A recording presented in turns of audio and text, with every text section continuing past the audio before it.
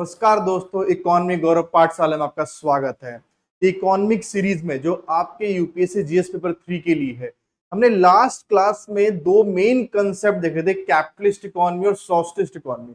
ये दो main theories थी और मैंने आपको डिस्कस भी किया था कि 1930s में जब ग्रेट डिप्रेशन आया था तो उस टाइम पे थ्योरी फेल हुई थी और जो कैपिटलिस्ट इकोनॉमी कंप्लीट फेलियर था।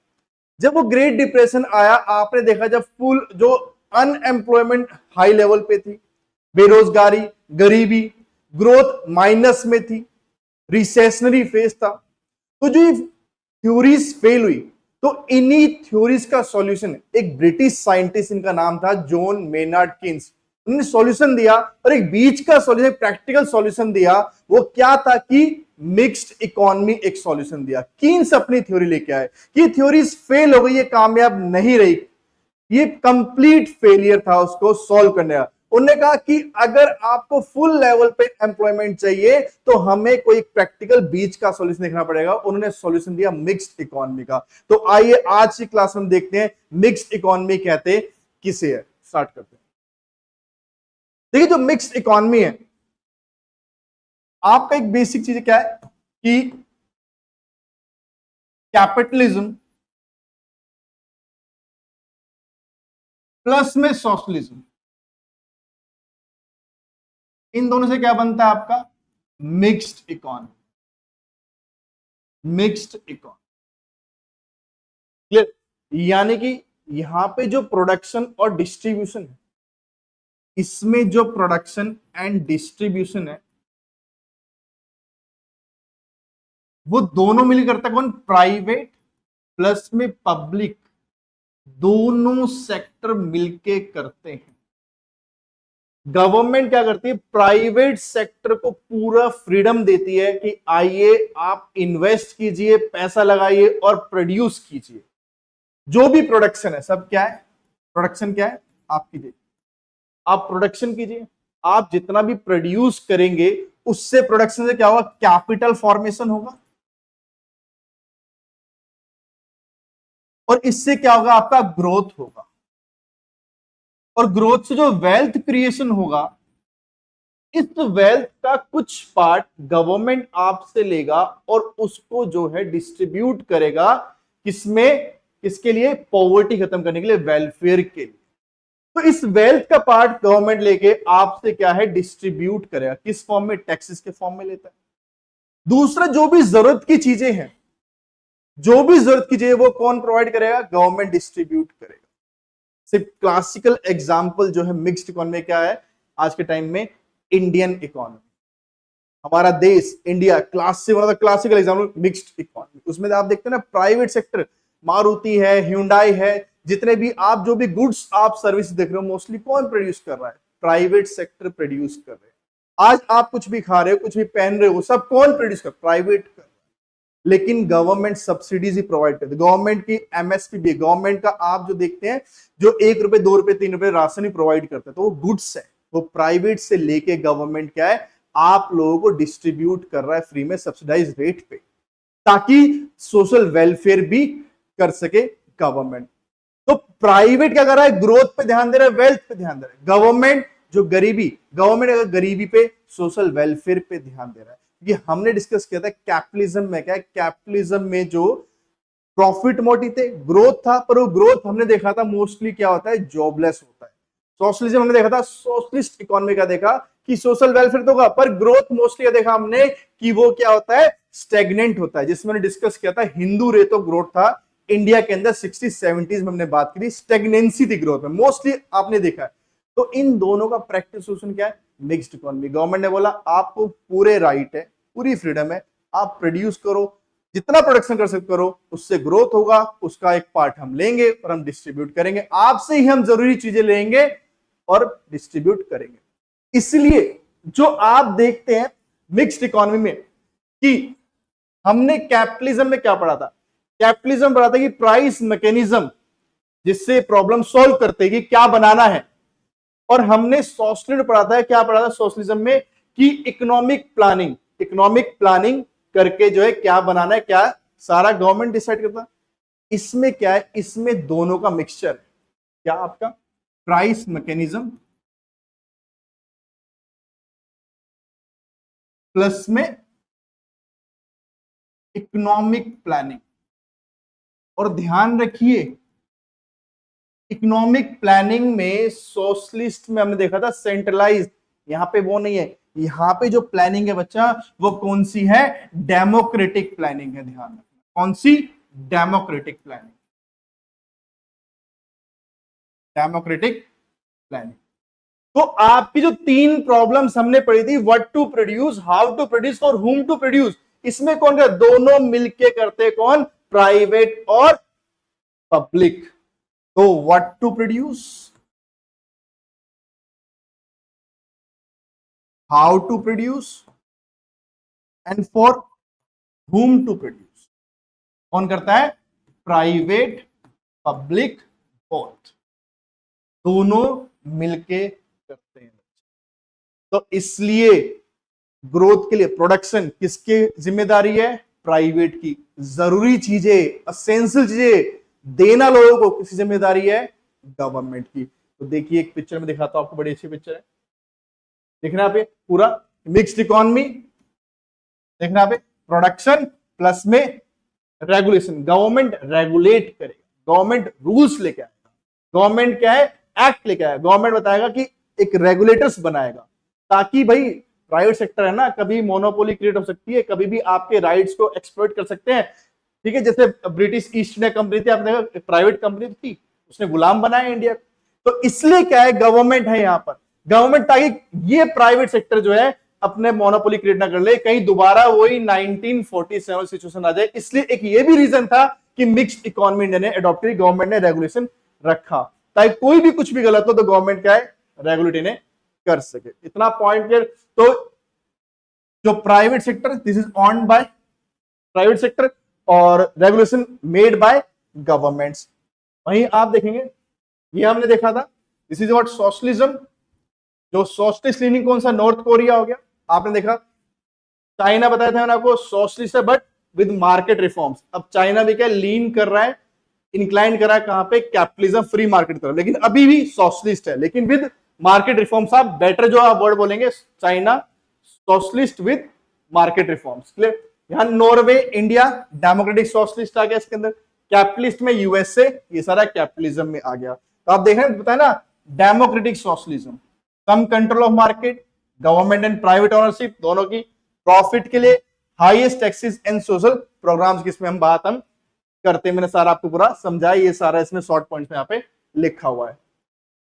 अब देखिए कैरेक्टरिस्टिक्स की बात हम करें तो देखिए कैरेक्टरिस्टिक्स, पहला बताया रिडक्शन ऑफ इनकम इनइक्वालिटीज, बिल्कुल होगा भाई। जो प्राइवेट सेक्टर कमा रहे हैं, जो वेल्थ क्रिएट कर रहे हैं, उसका कुछ पार्ट आपसे ले रहे हैं और वो लेके गरीबों में बांट रहे हैं, यानी कि इनकी थोड़ी इनकम कम करी एक तरह से, आपकी थोड़ी सी बढ़ा दी, तो इनकम इनइक्वालिटी कम हो रही है। इनकम इक्वालिटी कम हो रही है, इनसे इनकी इनकम टैक्स के फॉर्म में वो आपको बांट दिया।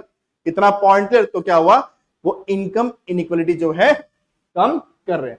वही गवर्नमेंट प्रोटेक्शन ऑफ लेबर, बिल्कुल है भाई, सोशल प्रोग्राम से। कंज्यूमर सॉवरेनिटी प्रोटेक्टेड, भाई कल को प्राइवेट सेक्टर को पूरा राइट दे दिया, सब कुछ दे दिया, अगर रूल्स रेगुलेशन से ना हुए तो वो आपको एक्सप्लॉइट कर सकते हैं। तो there is a consumer sovereignty protected है। गवर्नमेंट रेगुलेशंस हैं, mix of profit maximisation and social welfare, ये समझाया मैंने आपको पूरा। प्रॉफिट भी होगा कि कैपिटल है, प्राइवेट है, तो प्रॉफिट के लिए काम करेगा, सरकार सोशल वेलफेयर के काम करेगी। And existent democratic planning and private sector plus में पब्लिक सेक्टर, मैंने पूरा बताया आपको, आई होप समझ में आ गया हो। अब देखिए इसके प्रोज एंड कॉन्स क्या है, एडवांटेज और डिसएडवांटेजेस क्या है मिक्स्ड इकोनॉमी। देखिए सबसे पहला काम क्या है, encouragement to both private and public sector. Positives क्या है, दोनों का एनकरेजमेंट है भाई, पूरा राइट है ना, पूरी फ्रीडम है प्राइवेट सेक्टर को भी, पब्लिक को भी। एक तरह से पब्लिक भी काम कर रही है, प्राइवेट, दोनों मिलकर काम कर, तो दोनों क्या है, दोनों क्या इंसेंटिवाइज रहेंगे काम करने को, क्यों? प्राइवेट का स्पेस मिला, जितना प्राइवेट काम करेगा उतना बनाएगा, उतना प्रॉफिट अर्न करेगा, उसका फायदा होगा ना, पॉइंट क्लियर। तो there is encouragement to both private and public sector. Economic and occupational freedom, भाई आपको पूरी लिबर्टी है, पूरी चॉइस है आपको कि आपको जो ऑक्यूपेशन चूज करना है, whatever occupation you can choose, same आपको जो भी इकोनॉमिक फ्रीडम भी है, आपको जो कुछ भी प्रोड्यूस करना है, जहां पे आपको प्रॉफिट दिखता है और जहां पे आपको लगता है कि हाँ आई कैन अर्न मोर, तो वो आप कर सकते हो, वही आप बिजनेस सेटअप कर सकते हो। तो it means you have economic freedom also. There is optimum utilisation of resources. भाई प्राइवेट सेक्टर मैक्सिमम हद, तो प्राइवेट सेक्टर क्या है, कम इनपुट में ज्यादा आउटपुट लेगा ताकि एफिशिएंसी इंक्रीज होगी। और गवर्नमेंट और पब्लिक और प्राइवेट दोनों मिलकर काम करेंगे तो सही तरीके से रिसोर्सेज को यूटिलाइज ये करेंगे, वेस्टेज और रिसोर्सेज भी क्या पे आपका कम होगा।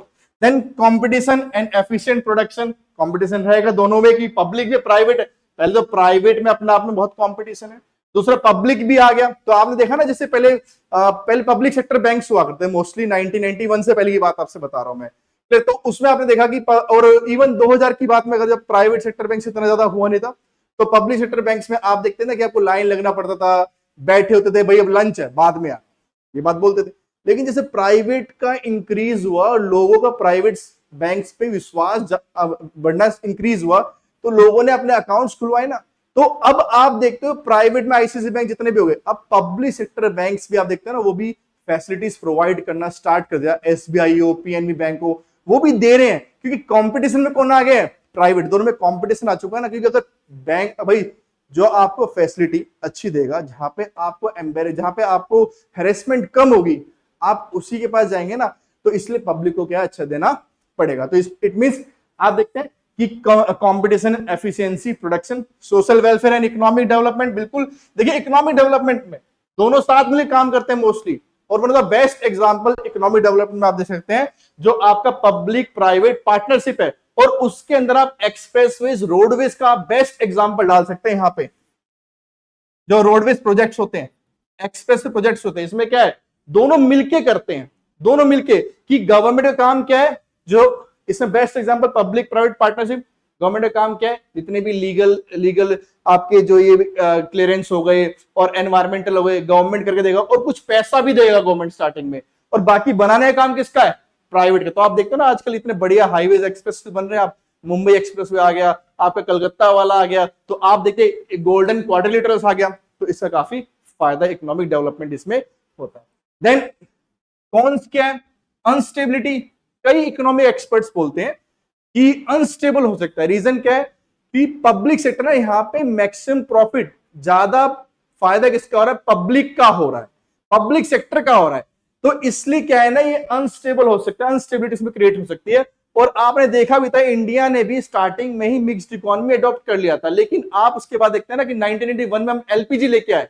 इट मींस कहीं ना कहीं फायदा पब्लिक को ज्यादा हुआ था, सेक्टर को प्राइवेट कम हो रहा था, इसलिए अनस्टेबिलिटी है। वही इनएफेक्टिवनेस ऑफ सेक्टर्स आप देखते हैं, भाई गवर्नमेंट है, कंट्रोल तो गवर्नमेंट का है ना। गवर्नमेंट क्या करता है, जब भी गवर्नमेंट को लगता है कि उससे कोई पॉलिसी, कुछ ऐसे रूल्स रेगुलेशन लगाना है, कई बार वो रूल्स इतने स्ट्रिक्ट हो जाते हैं कि वो उस बिजनेस को फायदा देने के बजाय नुकसान दे देते हैं। तो कई बार प्राइवेट सेक्टर इफेक्टिवली भी काम नहीं कर सकता। पॉइंट, जैसे मान लो आपने कंपनी स्टार्ट करी, सब कुछ रूल्स एंड रेगुलेशन जो भी आपने सब फॉर्म वगैरह भरे, आपने क्लियर कर लिए, लेकिन कुछ ना कुछ आपको एक दो डिपार्टमेंट ऐसे आ गए, जैसे एनवायरमेंट का लो, एनजीटी ले लो, उसने आपको अप्रूवल दिया नहीं, तो क्या हुआ, सही से पूरा प्रोजेक्ट पूरा नहीं हो पाएगा, इनइफेक्टिवनेस आ गया। जैसे इंडिया में कोई भी, अगर आपको प्रॉब्लम क्या है, कुछ भी आपको रजिस्टर कराना हो ना फर्म या कुछ भी, तो आपको कई सारी विंडोज से गुजरना, आपकी फाइलों गुजरना पड़ता है। तो उसमें क्या है ना, वो टाइम लेगा, तो इनएफिशिएंसी आती है, प्रोजेक्ट को पूरा हो नहीं पाता है। और ये कारण भी बहुत, एक ये भी कारण है, आपने सुना होगा एनपीए क्रिएट होने का, नॉन परफॉर्मिंग एसेट क्रिएट होने का। पॉइंट, व्हेन इनएफिशिएंट प्लानिंग है, डिले इन इकोनॉमिक डिसीजंस।